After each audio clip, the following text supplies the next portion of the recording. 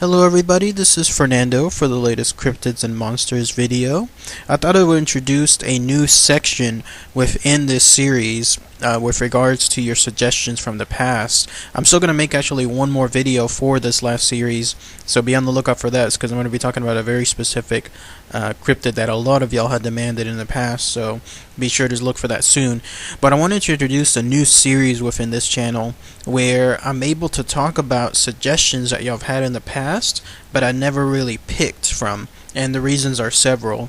Anytime I'm looking at some of the suggestions, either again, it has to be very interesting stuff that I would want to make sure that everybody out here would enjoy. That's the main common thing, so that's the stuff that I look for.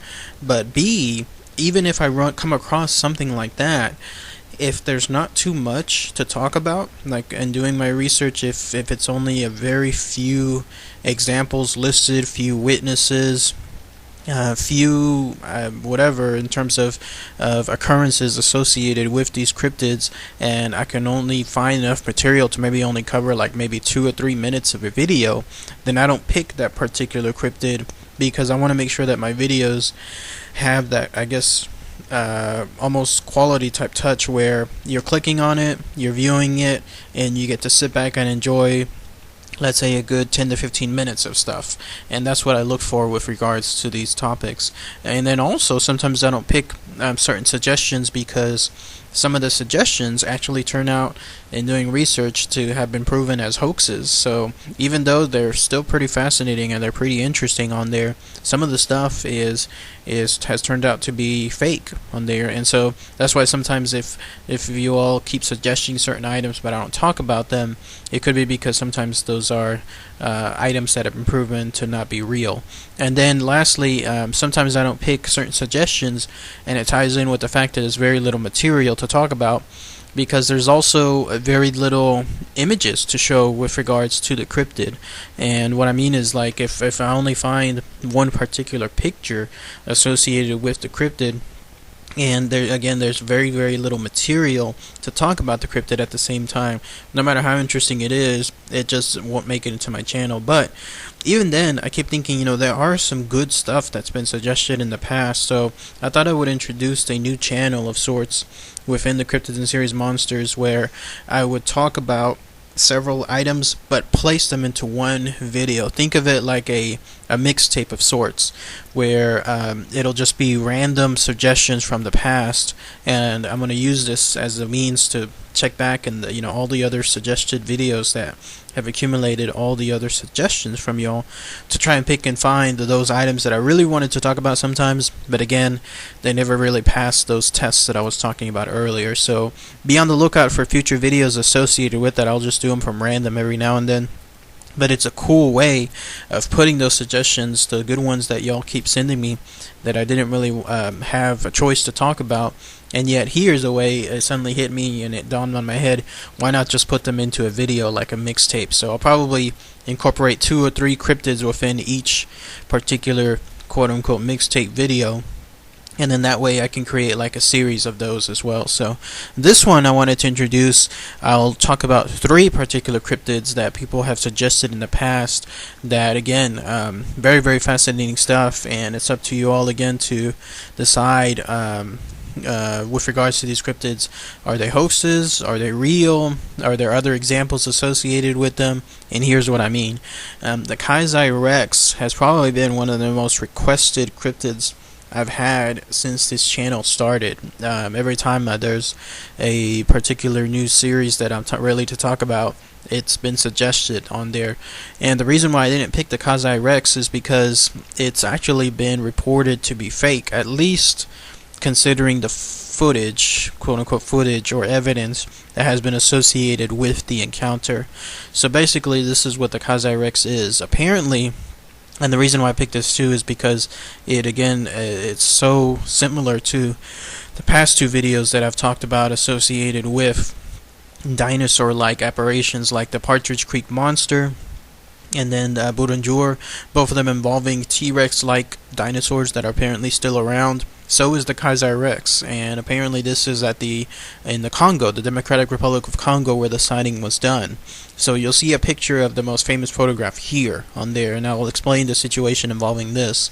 You have to go back in time to like the early 1900s to 1932, and there's only been one single encounter apparently with the Kasai Rex, and it's actually been associated with only one person, and that's by a guy that's named John Johnson, or sometimes it's John Johansson, depending on the report that people talk about on there.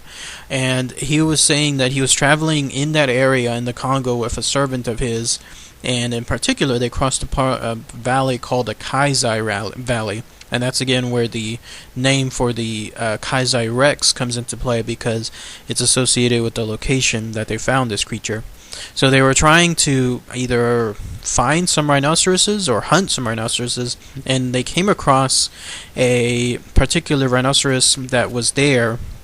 And that's just as they were trying to essentially either hunt it or capture it or anything like that, that's when suddenly a large creature rushed right from the undergrowth. They hadn't noticed this creature, but this creature had also noticed the rhinoceros as well as they did, and it rushed from this croppy, large, grassy area and attacked this rhino, and it attacked it fiercely on there. Like, again, go back to that Jurassic Park film, when the main hero and the two kids again see a T-Rex jump out of the forest to try to get some of those ostrich-looking dinosaurs. And so Johnson said he actually fainted from that encounter, and the servant apparently just fled at that point and left him behind. But it was actually a good thing that Johnson fainted, because he didn't draw any attention from the Kasai Rex. But he did wake up probably a few minutes later, based on the time period, and that's when he saw that this creature, in all of its detail, still hadn't noticed him, because the creature was too busy eating the rhino on there. And here's what he had described. He said, this creature was apparently reddish in color, with blackish colored stripes, and it had a long snout and numerous teeth, and that he estimated the creature to be somewhere around 43 feet long.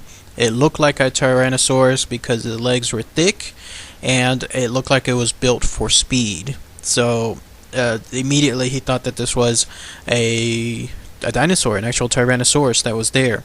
Now, here's where it gets a little funny, because the picture you keep looking at here, that's apparently a picture that he took of the encounter, and it's been proven, though, that this particular image is a fake, and apparently it's a cutout from a Nature magazine, or it's a cutout from some kind of image that's just basically been superimposed within the image of a rhino, of a dead rhino. And then another picture purported to be the encounter, which you'll see here, looks, if you could say it, it looks even more fake than the other one on there, because clearly that's a regular type of lizard, really 100% superimposed on top of something else. Apparently this is a picture of an encounter with a Kasai Rex, like coming out of a lake or a creek or something like that. So it's not the same encounter as the other one, but it's apparently somebody was able to capture the image of the Kasai Rex, and it was doing so, and it looks clearly fake on there. I mean, you can tell right away. You don't have to be a novice. I mean, you don't have to be an expert in anything involving photography. You can be an amateur or a novice, and you can tell that it's two images just pretty much superimposed on top of one another. The lizard itself looks like it has a different color saturation than the entire picture altogether. So again, that's why I didn't really talk about the Kasai Rex, because there's only been one purported encounter, and then even then 2 images associated with this encounter, either one before or one after, and both of them look a little suspicious, a little fake, with one of them looking far more than the other on there. So that's the Kasai Rex. So for those of you that have suggested it in the past and have wondered why I haven't talked about it, it's mainly because, again, with the little evidence that has been found associated with this encounter, it's been proven to be fake in terms of the photographs. It's not to say that the Kasai Rex isn't fake itself, but the only evidence that's been provided for it is fake. And so if anyone knows any other pictures, any other encounters that are out there, then please post them, share them below. Nothing else, unfortunately, after that 1932 encounter, so nothing else in terms of other evidence that can help out proving that it's real on there. And then another one that was suggested as far as cryptids, a really cool idea. I tried seeing if there was anything out there, anything at all, in terms of any evidence, but no, unfortunately there's not. And that was the idea for cryptids, the like ghost dinosaurs. And it made me wonder, when I first heard that, it was like a light bulb coming on. It was like, of course, if everybody keeps thinking that there's particular ghosts, and in some cases ghosts hybrid slash cryptids associated with humanoids, why not anything involving creatures that have been around for the majority of, let's say, the Earth's existence? I mean, I know that in the blip of things, the Earth has been around for billions of years, and dinosaurs for maybe a couple hundred millions of years.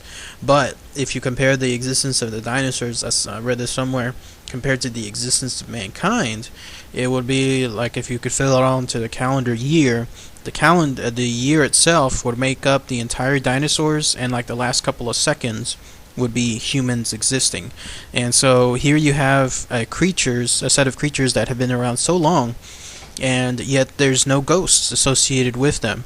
And so I tried to see if there was anything like that, any particular tales of desert valleys, anything involving isolated areas, lagoons, any kind of creeks, any other like sea lakes, anything like that, even stuff associated like up north in the very, very cold, or down south where it's very hot. Trying to see if anybody had any particular encounters with like ghost dinosaurs and anything involving any hybrid of any kind. But no, unfortunately, that very cool idea, it's not out there. Nobody has reported anything. Nobody has said anything. If they have, it's nothing. So the idea again that there's potentially encounters with anything involving ghosts associated with, let's say, T-Rexes, or ghosts associated with Stegosauruses, or anything along those lines, nothing at all, unfortunately. Cool idea, very cool suggestion, just no evidence at all to talk about on there.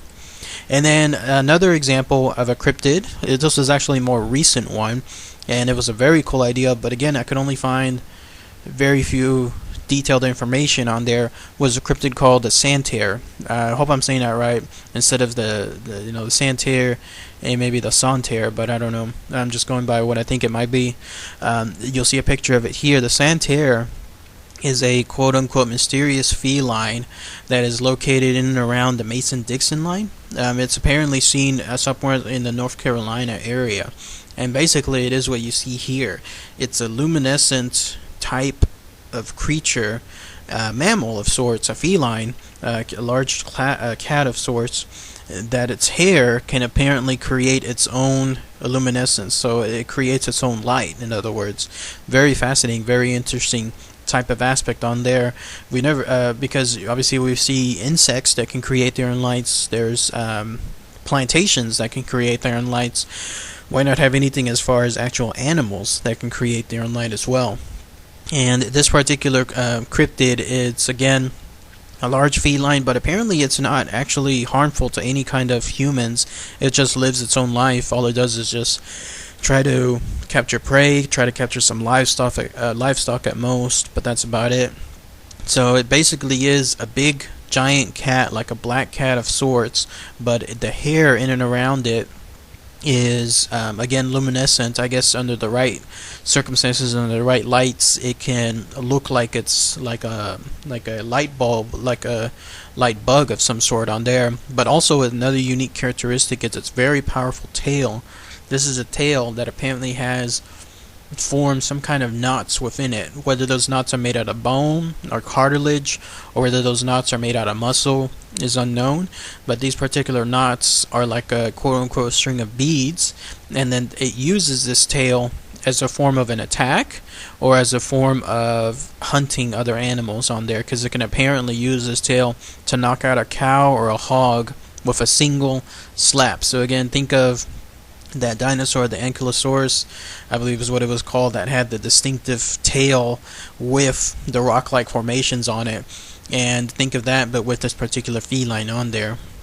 And the way it swings it, it has a lot of power on it. So very fascinating to see something like this in action. But unfortunately, again, there hasn't been anything with regards to this creature. No encounters in terms of particular tales. No particular people that have seen this creature.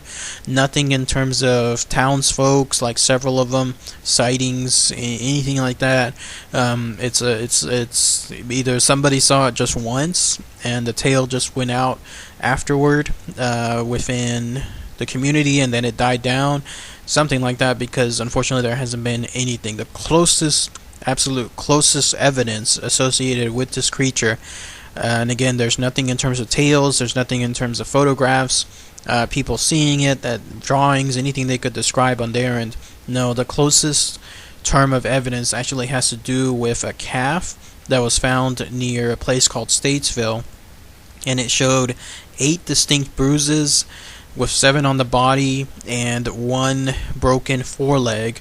But the most distinctive feature was that the hair on each bruise was apparently singed. So that's what made it stand out. So could this be the Santerre, like a form of attack? That bioluminescence that it creates, does it essentially have a very hot touch to it whenever it uses this bioluminescence? It's unknown, because again, the evidence is very loose, but it's very small, so not much to talk about on there. So anyways, let me know what you think. If you're like something like this with regards to these mixtape videos, I'll produce more out there. Post your comments, share them below if you like the idea of this, and I'll be able to create some more in the future for you all. So as always, thanks again everybody, take care.